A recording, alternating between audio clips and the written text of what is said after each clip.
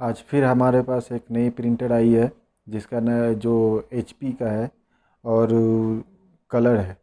तो आज फिर हम उसका टोनर चेंज करेंगे और आप लोगों को दिखाएंगे कि टोनर कैसे चेंज किया जाता है और उसको कौन सा टोनर लगता है उस प्रिंटर में।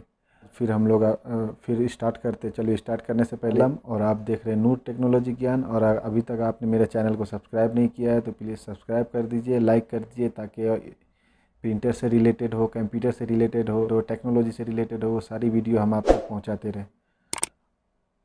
धन्यवाद। चलिए अब शुरू करते हैं वीडियो।